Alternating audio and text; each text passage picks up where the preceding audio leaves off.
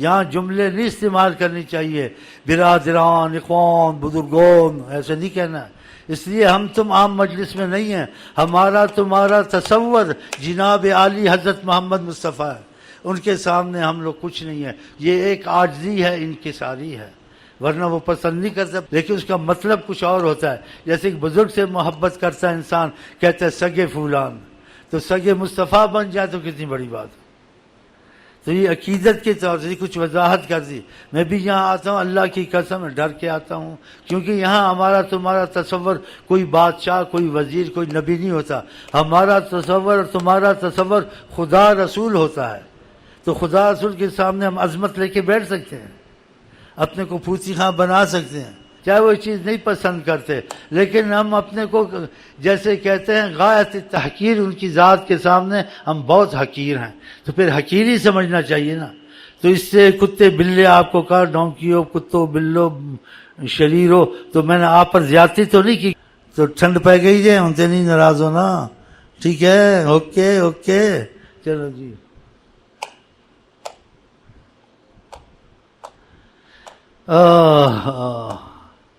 آپ عقیدہ کر لیں حیات الرحمت العالمین فقط صحابہ کے وقت نہیں تھے، قیامت تک ہیں۔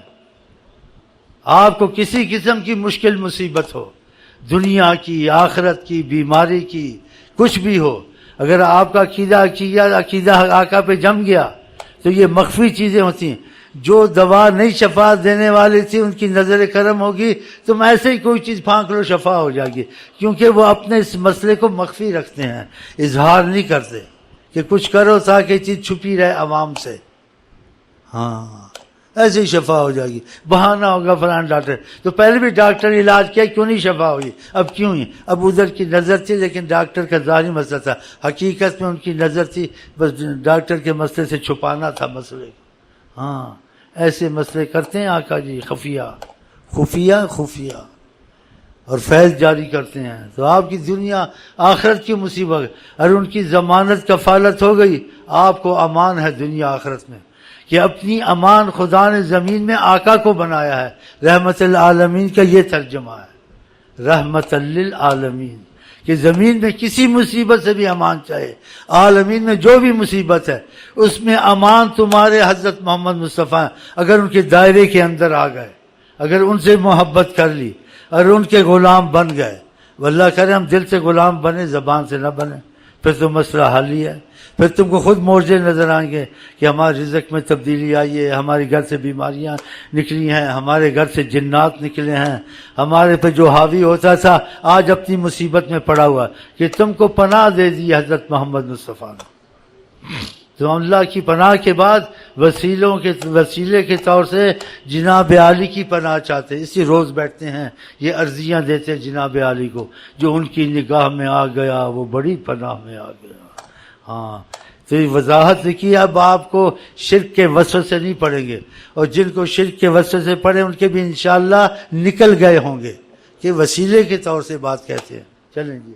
سوئے اقصا چلے انبیاء سب اٹھے، سوئے اقصا چلے انبیاء سب کیا سارے نبیوں کو قبروں میں عاجز کیا، سارے نبیوں کو قبروں میں عاجز، فرشتوں کی افواج آئے فلک سے، فرشتوں کی افواج آئے فلک سے۔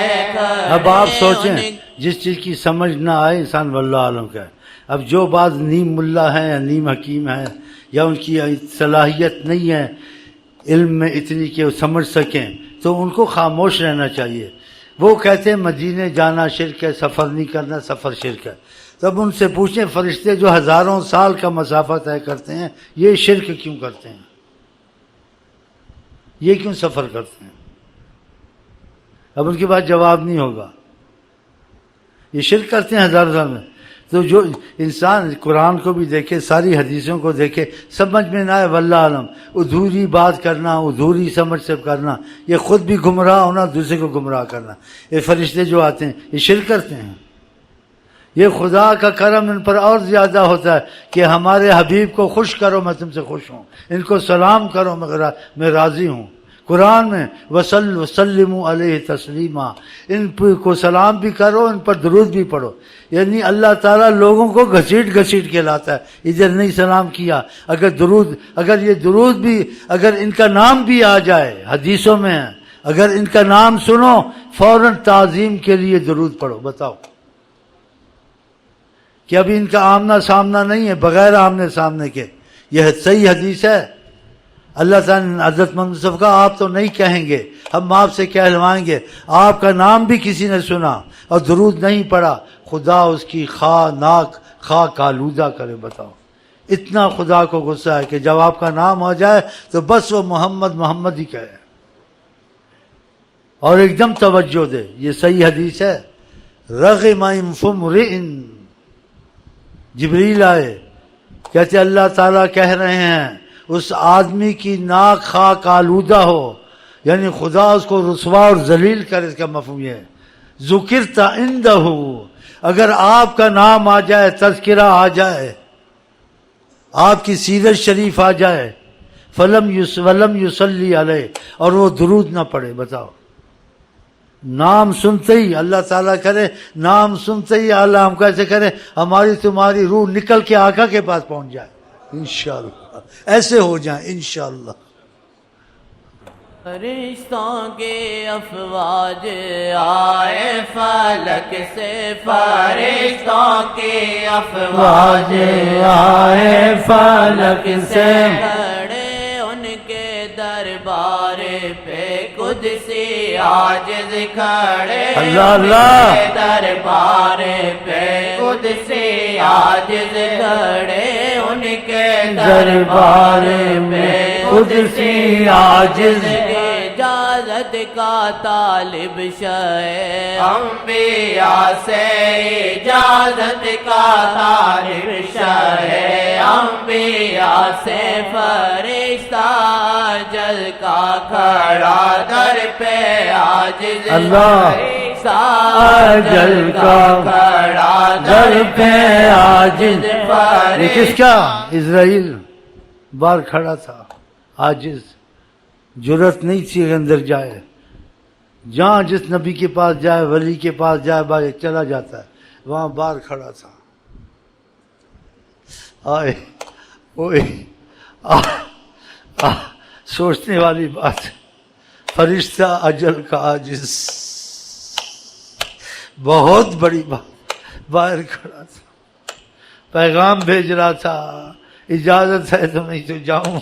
یار سوچو تم کتنے عظیم ہے حضرت محمد، فرشتہ اجل کا کھڑا عاجز باہر،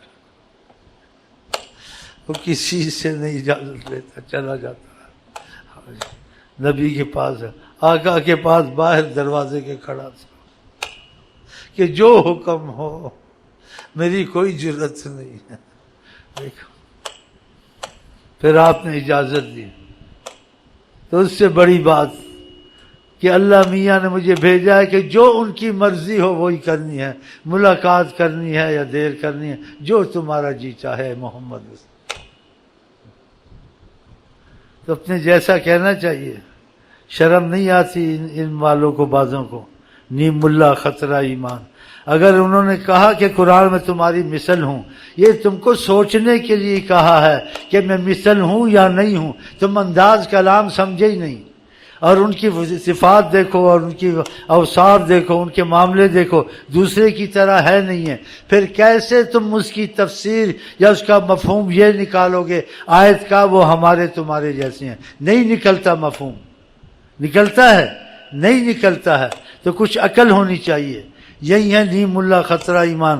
چلو اجازت کا طالب شہ انبیاء سے، اجازت کا طالب شہ انبیاء سے، فرشتہ جل کا کھڑا در پہ عاجز، فرشتہ جل کا کھڑا در پہ عاجز، فرشتہ جل کا کھڑا در پہ عاجز، مفہوم فرما